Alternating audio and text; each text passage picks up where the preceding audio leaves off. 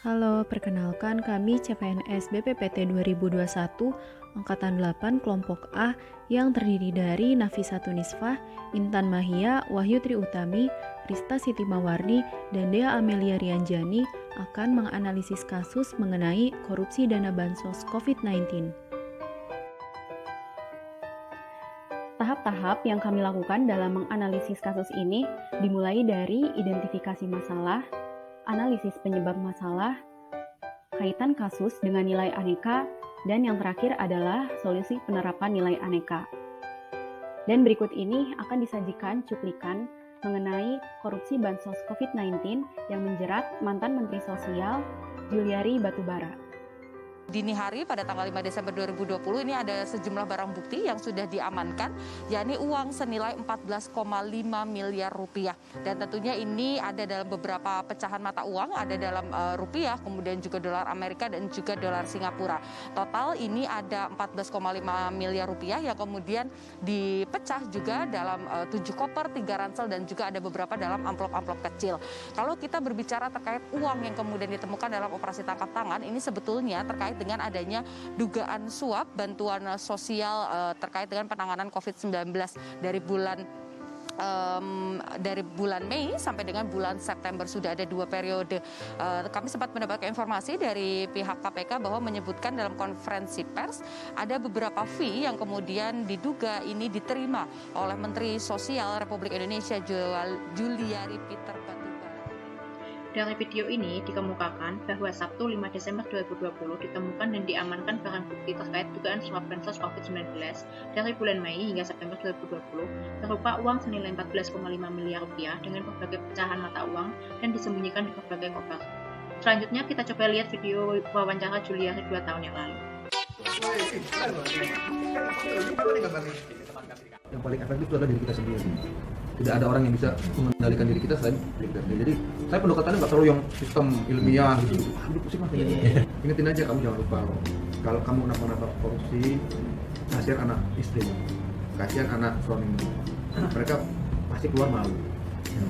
Anak-anak kalau masih kecil ke sekolah dibullying teman-teman, dia pasti nangis soalnya. Nah, jadi pendekatan humanis seperti itu kalau saya. Suatu saat ada mekanisme, ada sistem-sistem insentif yang dikaitkan dengan kinerja. Di sini Juliari sangat menekankan bahwa pencegahan korupsi tidak perlu dengan sistem ilmiah bahkan ribet-ribet, namun hanya dengan pendekatan humanis saja sudah cukup, yaitu seperti mengingatkan bahwa korupsi akan menimbulkan malu bagi keluarga kita. Mari sekarang kita lihat video hasil penyelidikan KPK. Mengacu pada konferensi pers yang digelar pada dini hari tadi, ini memang ada beberapa pasal yang sudah disangkakan. Bagi para penerima, dalam hal ini adalah pihak Kementerian Sosial, ini terutama pada Juliari Batubara, ini ada beberapa pasal yang disangkakan. Pertama, ini bisa dikenakan pasal 12 huruf A atau pasal 12 huruf B. Kemudian juga ada pasal 11 Undang-Undang Nomor 20 Tahun 2001 tentang Pemberantasan Tindak Pidana Korupsi, Jungto pasal 55 ayat 1 KUHP.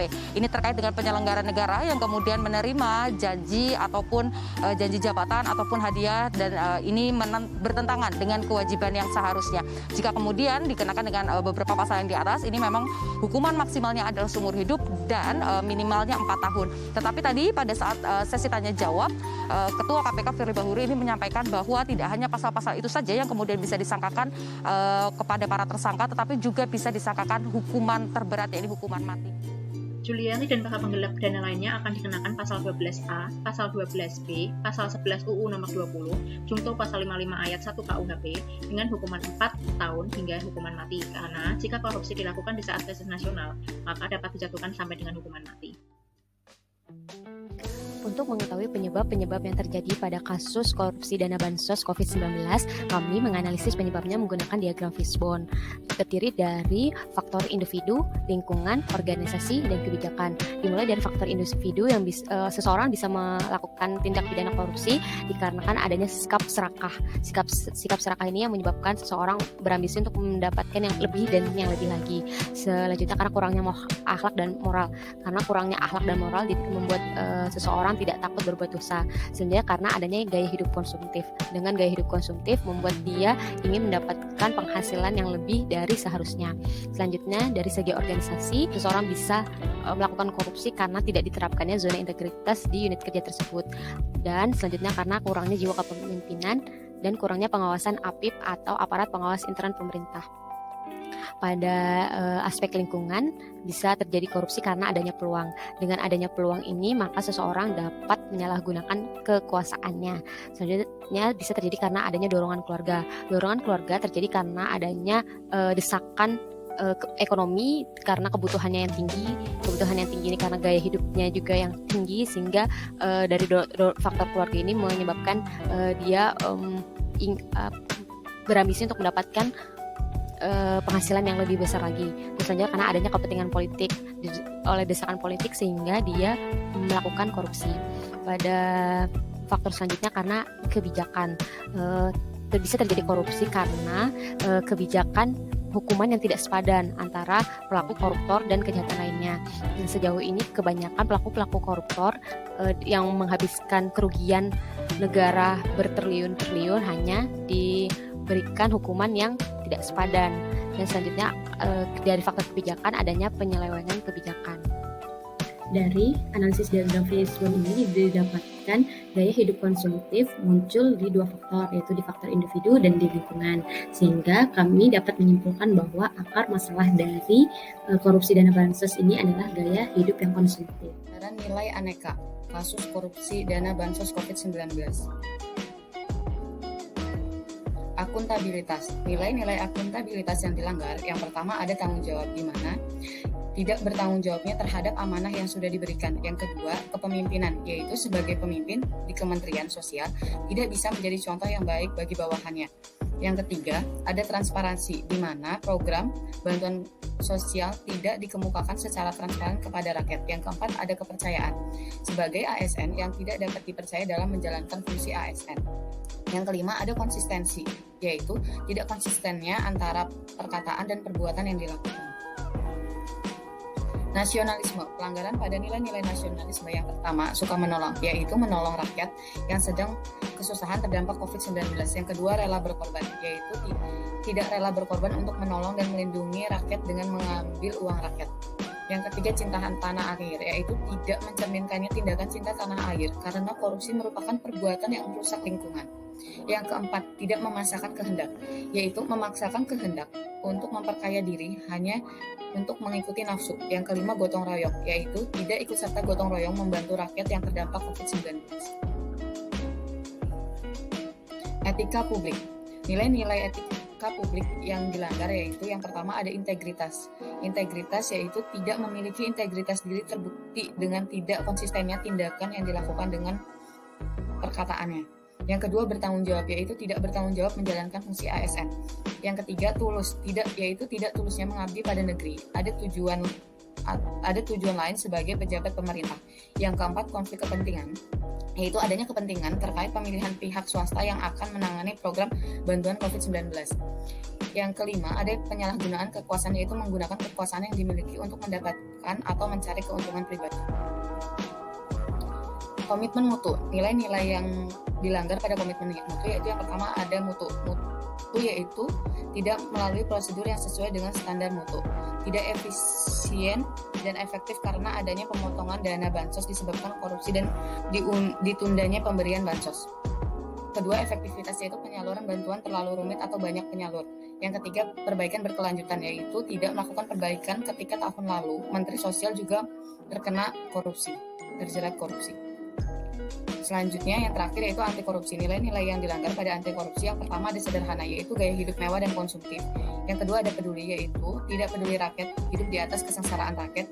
Yang ketiga ada berani, yaitu tidak beraninya menolak suap atau tawaran korupsi. Solusi dari kasus korupsi dana bansos COVID-19 melalui penerapan nilai-nilai dasar aneka. Nilai dasar yang pertama yakni akuntabilitas.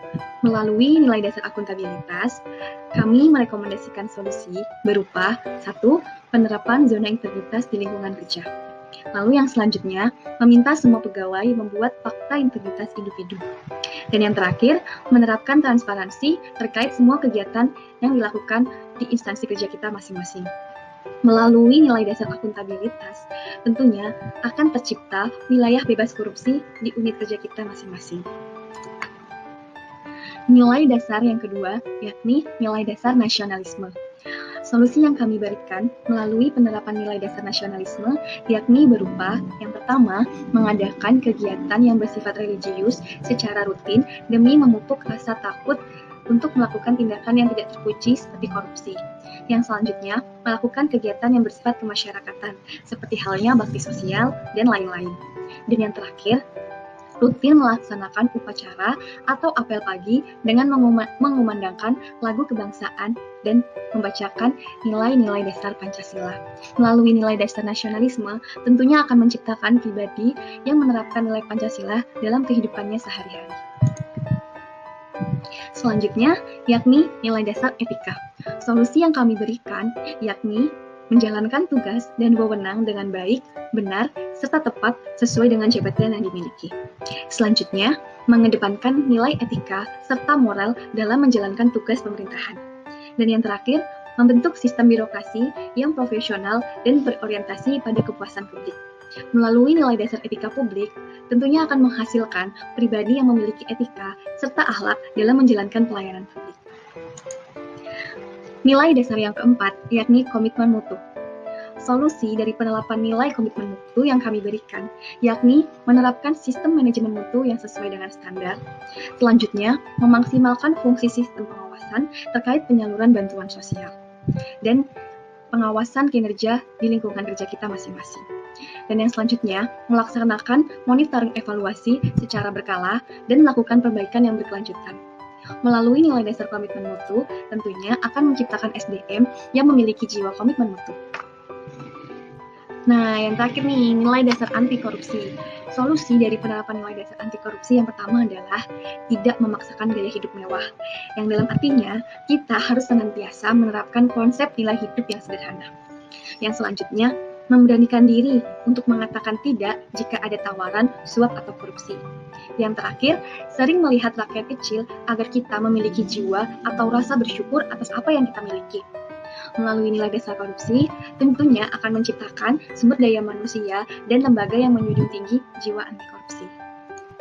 Nah, itu tadi merupakan implementasi dari 5 nilai dasar Aneka yang dapat menjadi solusi pada kasus korupsi dana bansos COVID-19 ataupun dapat kita terapkan pada lingkungan kerja kita masing-masing. Semoga apa yang saya sampaikan dan teman-teman sampaikan dapat bermanfaat untuk kita semua. Terima kasih.